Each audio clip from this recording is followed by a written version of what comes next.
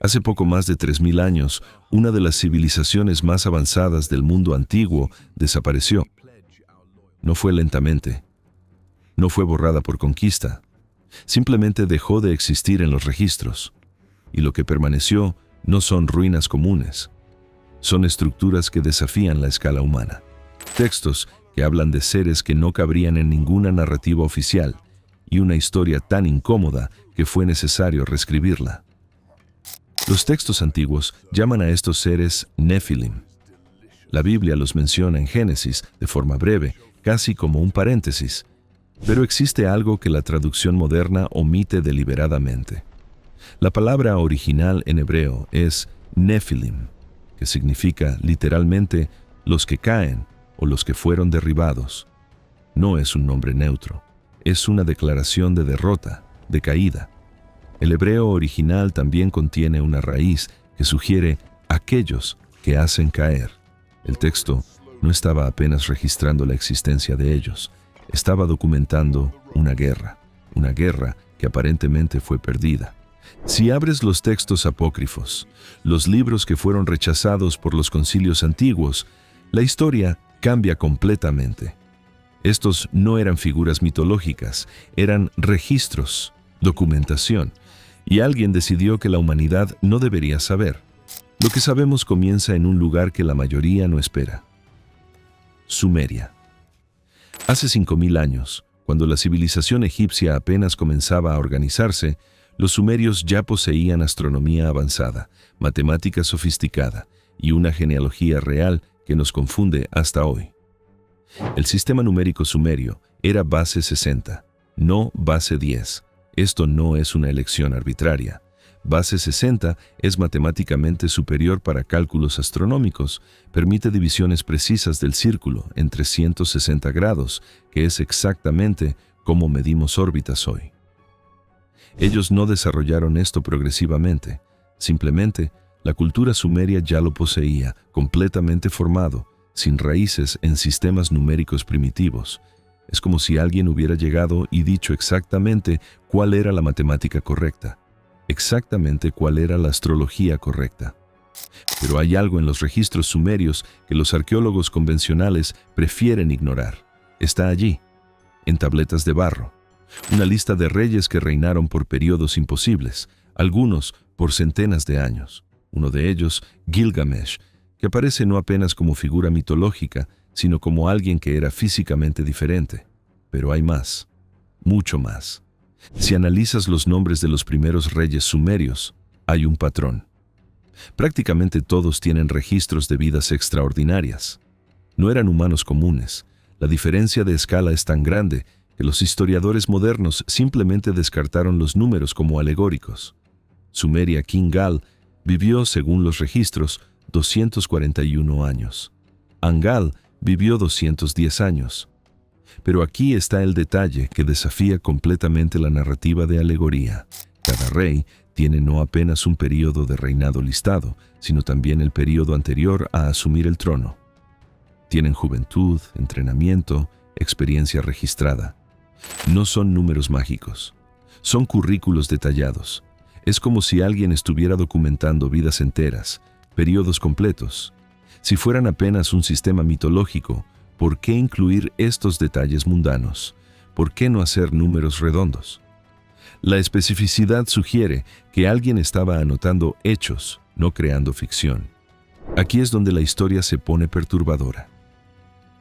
Textos posteriores, especialmente del período babilónico, comienzan a hablar sobre conflicto, sobre seres que no eran ni dioses ni humanos, sino algo en el medio. Seres que tenían poder, que procreaban con humanos y cuyos hijos eran diferentes, más fuertes, más grandes, inmortales para estándares humanos. El libro de Enoque, rechazado por los concilios religiosos cristianos primitivos, hace algo que pocos perciben. Él no apenas habla sobre Nefilim, los nombra individualmente, da nombres a sus líderes y describe con precisión aterradora lo que enseñaron a los humanos: metalurgia, cosmética, fabricación de armas, conocimiento que, según la narrativa tradicional, los humanos tardaron siglos en desarrollar. El libro de Enoque fue descubierto en múltiples copias entre los manuscritos del Mar Muerto en 1947. No es un único documento corrompido. Existen versiones en etíope, árabe, griego, hebreo y arameo, todas esencialmente consistentes. Si hubiera sido ficción posterior, como alegan los críticos, ¿por qué habría sido copiado obsesivamente, preservado con tanto cuidado a través de tantas lenguas y culturas? Las personas no transcriben ficción desconocida con esa devoción, transcriben registros, transcriben verdades que creen que son importantes. El hecho de haber sido rechazado no significa que fue creado como ficción, significa que era demasiado incómodo para permanecer canónico. Pero si alguien los enseñara, la tecnología podría aparecer de repente, exactamente como apareció. En Egipto, hay algo que los egiptólogos llaman discretamente anomalías. Las pirámides no son apenas monumentos, son cálculos de ingeniería que desafían el entendimiento de la época. La Gran Pirámide está alineada con los puntos cardinales con una precisión que requiere conocimiento astronómico avanzado. Sus dimensiones incorporan constantes matemáticas que no debían ser conocidas. La precisión no es aproximada, es correcta hasta la décima de grado. ¿Los egipcios tenían una herramienta para medir ángulos con esa precisión? No, ni nosotros la teníamos hasta el siglo XIX. La Gran Pirámide también incorpora la proporción áurea, Φ 1,618, en sus dimensiones internas y en la relación entre sus estructuras. Φ no es un número que descubras accidentalmente, es un número que descubres a través de estudio matemático avanzado de proporción geométrica. Pero hay más.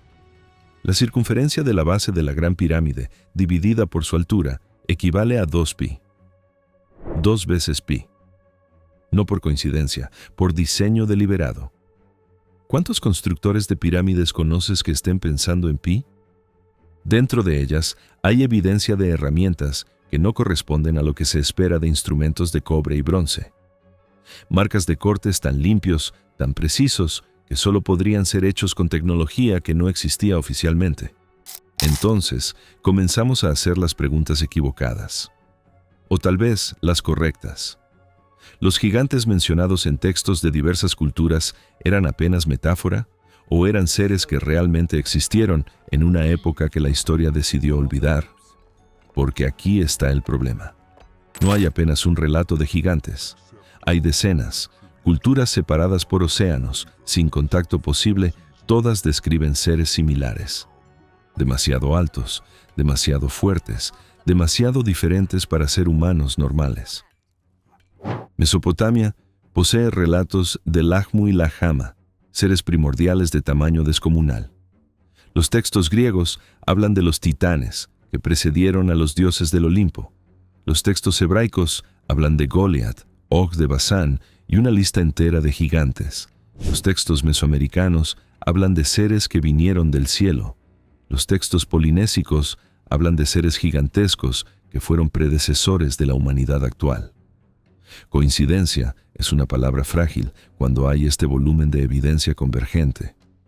Los gigantes de los polinesios se describen como teniendo una piel blanquecina y cabello rojizo.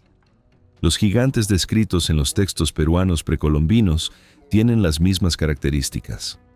Los esqueletos encontrados en Nevada, Estados Unidos, en un lugar llamado Lovelock Cave, en 1912, tenían cabello rojizo preservado. Los egipcios describen Shu y Tefnut como seres primordiales de un color diferente al resto de la población. No es apenas tamaño lo que las culturas describen, son características físicas específicas, tan específicas que comenzamos a hablar sobre no apenas una especie diferente, sino posiblemente un grupo étnico o linaje particular. Alguien esparció por el mundo las mismas características o viajó por el mundo dejando los mismos genes, pero hay algo aún más perturbador. Huesos fueron encontrados. No una vez, múltiples veces, a lo largo de los últimos 2 siglos, en lugares diferentes, personas descubrieron esqueletos de tamaño anormal, algunos con características craneanas que no corresponden exactamente al Homo sapiens moderno. En 1888, un periódico de Akron, Ohio, registró el descubrimiento de múltiples esqueletos gigantes en un montículo indígena cerca de Chesterville.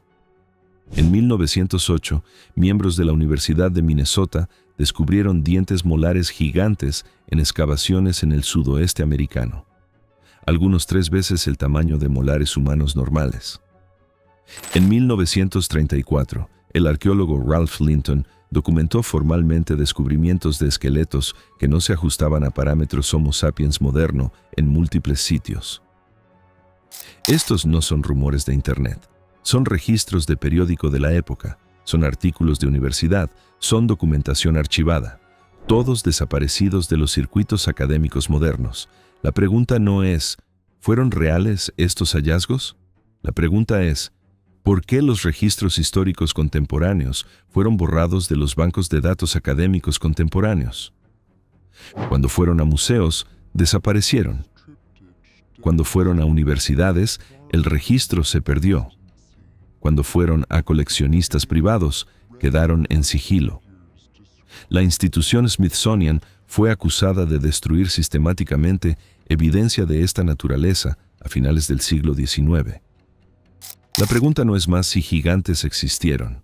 La pregunta es, ¿por qué alguien no quiere que sepas que existieron? Volvamos al libro de Enoque. Hace una afirmación específica. Los Nefilim no apenas coexistieron con humanos, corrompieron la humanidad, enseñaron la guerra, enseñaron a crear armas, enseñaron a hacer cosas que no deberían hacer. La narrativa cambia cuando lees así. Los Nefilim dejan de ser apenas entidades misteriosas, se vuelven un símbolo de un mundo antiguo que era fundamentalmente peligroso, un mundo tan corrompido que la única solución fue un recomienzo completo, un diluvio, una muerte en masa, una limpieza. Y aquí está lo incómodo.